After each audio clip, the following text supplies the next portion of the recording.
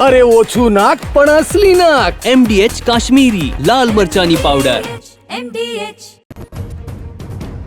સમાચાર સુરતમાંથી અસામાજિક તત્વોના ગેરકાયદે બાંધકામો પર તવાઈ। શહેરમાં બેફામ તત્વોના બાંધકામ પર બુલડોઝર ફર્યું। કુખ્યાત સજ્જુ કોઠારીના દબાણો પર મનપાનું બુલડોઝર ફરી વળ્યું। સજ્જુ કોઠારી સામે 35 ગુના નોંધાયેલા છે।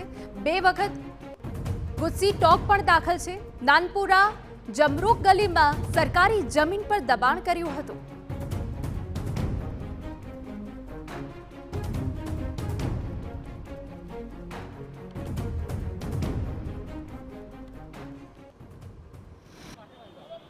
સુરત શહેરમાં વધુ એકવાર માથાભારે તેમજ અસામાજિક તરીકે છાપ ધરાવતા ઇસમોના ગેરકાયદેસર બાંધકામો પર દાદાનું બુલડોઝર ફરી રહ્યું છે। હાલ આપણે છે સુરત શહેર વિસ્તારમાં। સુરત શહેર વિસ્તારનો જે કુખ્યાત સંજુ કોઠારી છે તેણે ગેરકાયદેસર બાંધકામ કરી દીધું હતું, જે મનપાના ધ્યાને આવતા મનપાની ટીમ આજરોજ પોલીસ બંદોબસ્ત સાથે પહોંચી છે અને જે પણ બાંધકામો છે તે દૂર કરવામાં આવી રહ્યા છે।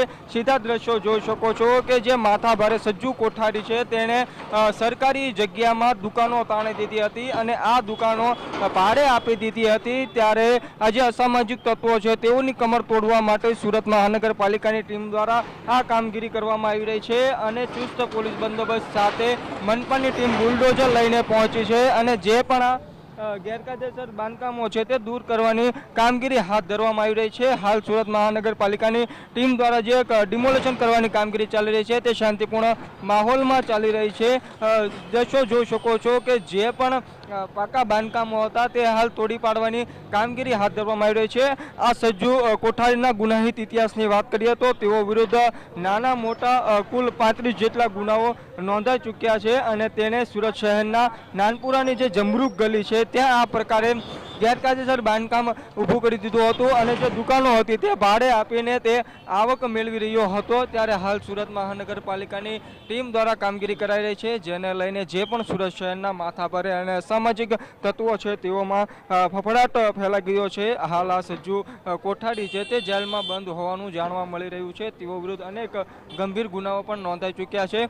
3-4 દિવસ અગાઉ પણ સુરત મહાનગરપાલિકા દ્વારા આ પ્રકારે જે અસામાજિક તત્વોના ગેરકાયદેસર બાંધકામ પર બુલડોઝર ફેરવી દેવામાં આવ્યું હતું। ત્યારે સુરત મહાનગરપાલિકાની ટીમ દ્વારા જે કામગીરી કરવામાં આવી રહી છે જેને લઈને હાલ ઘણા અસામાજિક તત્વો પણ ભૂગર્ભમાં ઉતરી ગયા છે। હાલ ચુસ્ત પોલીસ બંદોબસ્ત સાથે આ કામગીરી થઈ રહી છે। અગાઉ નોટિસ પણ આપી હોવાનું સૂત્રો પાસેથી જાણવા મળી રહ્યું છે, પણ આ નોટિસનો ક્યાંક ને ક્યાંક અનાદર થયો હોવાથી તેઓએ સ્વૈચ્છિક દબાણ દૂર ન કરતા આ પ્રકારની કામગીરી થઈ રહી છે। હાલ સુરત શહેરના જે ઉચ્ચ પોલીસ અધિકારીઓ છે તેઓ હાલ સ્થળ પર હાજર છે અને કોઈ અનિચ્છનીય બનાવ ન બને, શાંતિપૂર્ણ માહોલમાં ડિમોલેશનની કામગીરી થાય તે દિશામાં કામગીરી હાથ ધરવામાં આવી છે। સીધા દ્રશ્યો જોઈ શકો છો કે હાલ એક પછી એક જે દુકાનો છે જે ગેરકાયદેસર હતી તેને તોડી પાડવાની કામગીરી હાથ ધરવામાં આવી રહી છે। આજે કુખ્યાત સજ્જુ કોઠારી છે તેણે આ પ્રકારે ગેરકાયદેસર બાંધકામો ઊભા કરી દીધા હતા અને આર્થિક લાભ મેળવતો હતો। આપણી સાથે सूरत शहर डीसीपी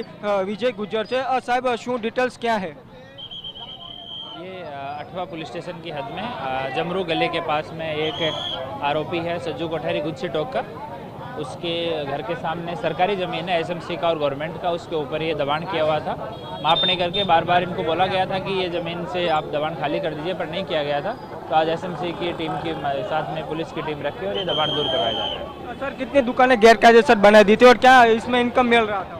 7-8 जितनी दुकानें हैं और ये डायरेक्ट तो नहीं बोल रहे हैं, पर सोर्सेज से है कि इनका किराया जो है वो सज्जू कोठारी वसूल करता था। प्रशासन ने पहले नोटिस दिया था? हाँ, सब कुछ जो लीगल फॉर्मेलिटी है वो सभी पूरी की गई हैं। સીધા દ્રશ્યો જોઈ શકો છો કે જે કુખ્યાત અને સુરત શહેરમાં માથાભારે છાપ ધરાવતો જે સજ્જુ કોઠારી છે તેને 7 થી 8 જેટલી દુકાનો સરકારી જગ્યામાં ઊભી કરી દીધી હતી। તંત્ર દ્વારા નોટિસ આપ્યા છતાં નોટિસનો અનાદર કર્યો હતો અને બાદમાં આખરે તંત્ર દ્વારા કામગીરી હાથ ધરવામાં આવી રહી છે। સજ્જુ કોઠારી છે તો સૂત્રો પાસેથી મળતી માહિતી મુજબ કે નજીકમાં જ અહીંયા રહેતો હતો અને તેણે આ રોડ પર આ પ્રકારે દુકાનો તાણી દીધી હતી। ત્યારે હાલ સુરત મહાનગરપાલિકા દ્વારા કામગીરી કરવામાં આવી રહી છે। હજુ પણ તેના જે પણ ગેરકાયદેસર આ પ્રકારે બાંધકામો હશે ત્યાં દાદાનું બુલડોઝર પડશે અને જે પણ ગેરકાયદેસર બાંધકામો છે તેને જમીનદોસ્ત કરી દેવામાં આવશે। કેમેરામેન સંજય સાથે મેહુલ ભોકલવા ટીવી।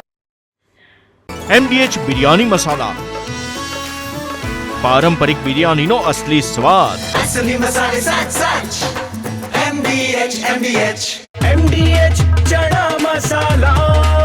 હવે છોલા હોય કે ચોળા, સફેદ ચણા હોય કે કાળા ચણા, બધું મજેદાર બનશે. રાજ્યમાં હજુ પણ વરસાદ આવતો રહેશે. આગામી 5 દિવસ ભારે વરસાદ પડી શકે છે. આગાહી કરી છે રાજ્યના હવામાન વિભાગે. રાજ્યમાં આગામી 5 દિવસ વરસાદની આગાહી કરાઈ છે. 27 મે સુધી રાજ્યમાં સાર્વત્રિક વરસાદની આગાહી કરાઈ છે. દક્ષિણ ગુજરાતમાં અને દક્ષિણ સૌરાષ્ટ્રમાં ભારે વરસાદની આગાહી હવામાન વિભાગે વ્યક્ત કરી છે. જે મુજબ ગાજવીજ અને ભારે પવન સાથે કમોસમી વરસાદ પડી શકે છે. સાથે 35 થી 50 કિલોમીટર પ્રતિ કલાક સુધી પવનની ગતિ રહેવાની પણ આશંકા વ્યક્ત કરાઈ છે.